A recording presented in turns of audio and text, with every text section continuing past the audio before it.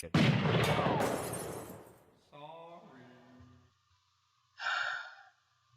everyone, I'm Joshua Orro, the Mustang Prince, and welcome to Mustang Prince Orro Reports.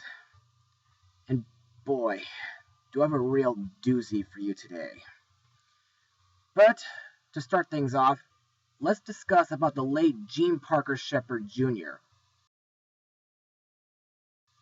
Often referred to by the nickname Shep, this guy is mostly known as an American storyteller, humorist, radio and TV personality, as well as a writer and actor. And to be honest, folks, I think his work on television and radio is pretty good. Plus, during the mid-50s and to the early 80s, Shep has also done some semi-autobiographical stories, which are pretty interesting, by the way. However, one of his biographies influenced a Christmas movie that wasn't really a favorite of mine. And thanks to a request from my friend Adam Hogan, I've been triple dog dared to blog it. So, let's just get this over with already. Released on November 18th, 1983, the movie is A Christmas Story.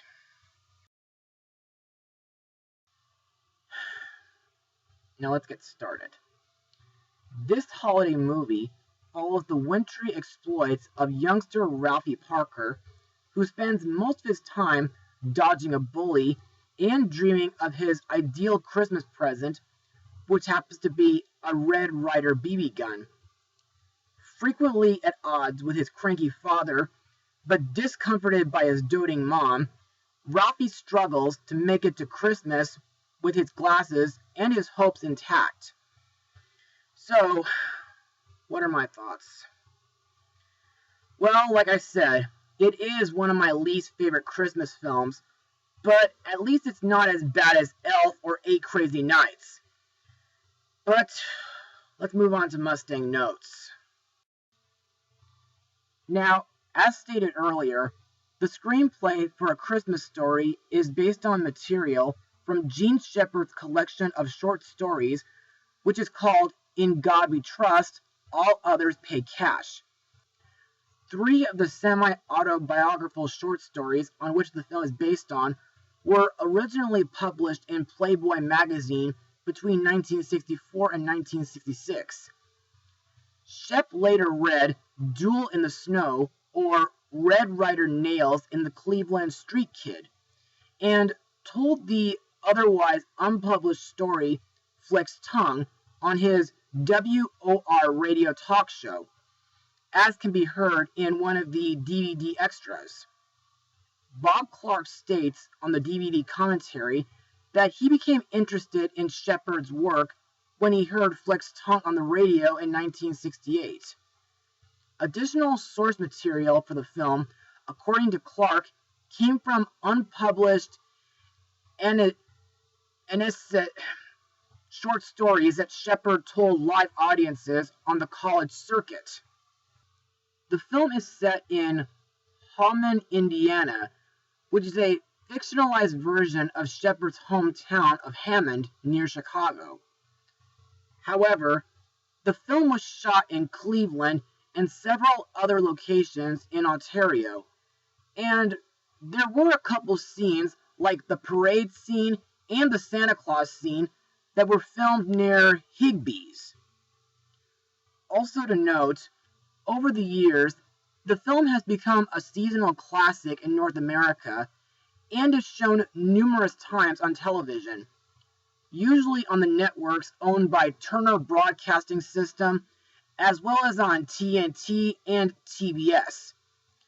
Plus, it has often been ranked as one of the best Christmas films, and it did win 2 Canadian Genie Awards in 1984.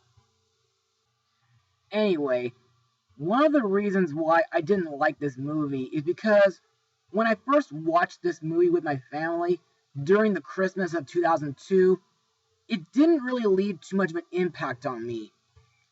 Plus, while this movie was made during the 80s, which was one of my favorite decades when it comes to films, most of the movie kind of felt a tad, well, shall we say, boring to me. Also, to me, the setting in the late 1930s and early 1940s is not too bad, but the quality is kind of dated. Plus, the scene with that lady leg-shaped lamp was both weird and a tad mature. The scene with Santa Claus was kind of creepy, and the phrase, "you'll shoot your eye out," is very repetitive, and it becomes a really, really old gag really fast.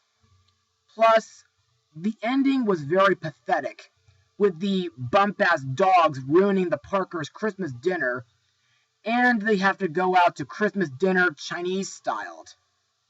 In fact, this whole movie makes me want to watch National Lampoon's Christmas Vacation more often this season. Anyway, let's move on to the cast. Our main character, Ralphie Parker, is played by a young Peter Billingsley, who got to work for Stark Industries in 2 of the Marvel Cinematic Universe films. But he also got to co-produce and play an elf in Elf. Ugh.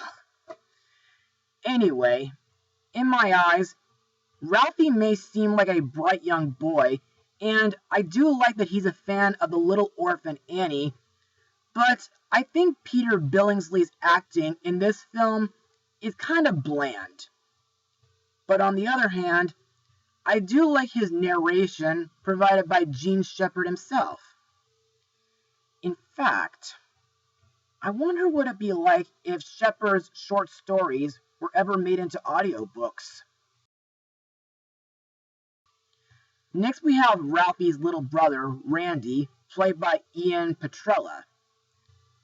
In my opinion, Randy is more likable than Ralphie at times due to his hyper and playful behavior, but sometimes he can be a little annoying, but not over the top annoying. Ralphie and Randy's parents, Mr. and Mrs. Parker, are played by Melinda Dillon and Darren McGavin. Now, to be perfectly honest, I have mixed feelings for these 2 characters.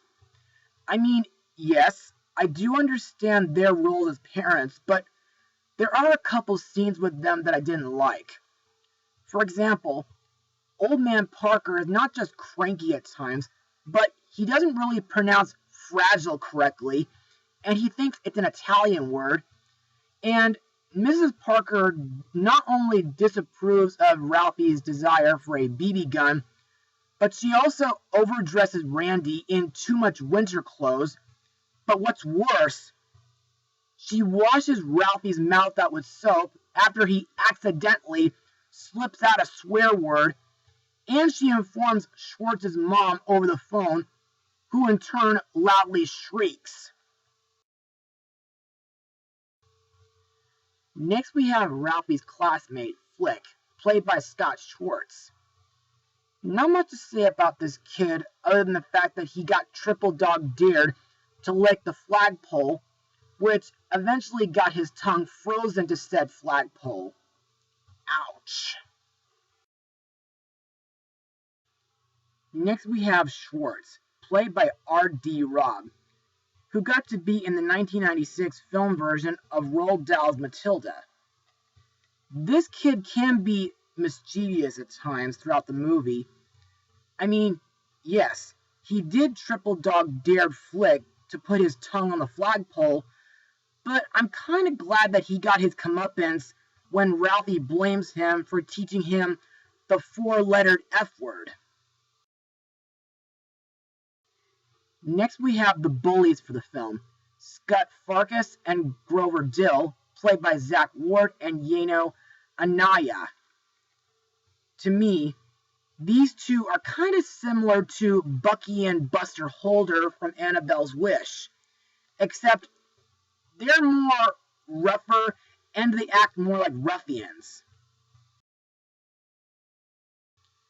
Finally, we come to Miss Shields, played by Ted Moore, who got to be Mrs. Claus in Mistletoe Over Manhattan. To me, the most memorable scene that she's part of is when she assigns her students to write about what they want for Christmas.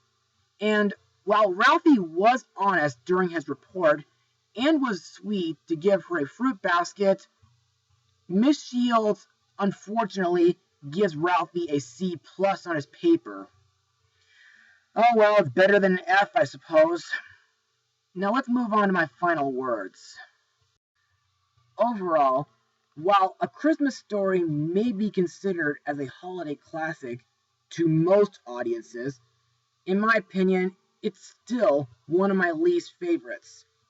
The story is bland and forgettable. There are a few plot points that make me cringe, and some parts could have been written better, like the ending. Also, a few characters aren't really that memorable either. On the other hand, I've seen Christmas movies that are way worse than this. Trust me, I've been there. So, what am I going to rate this movie? Well, I'll give it a 44% out of 100. Well, that's all for now. Be sure to join me again next time for another bad Christmas movie, but more like bad in a amusing kind of way. Mustang Power.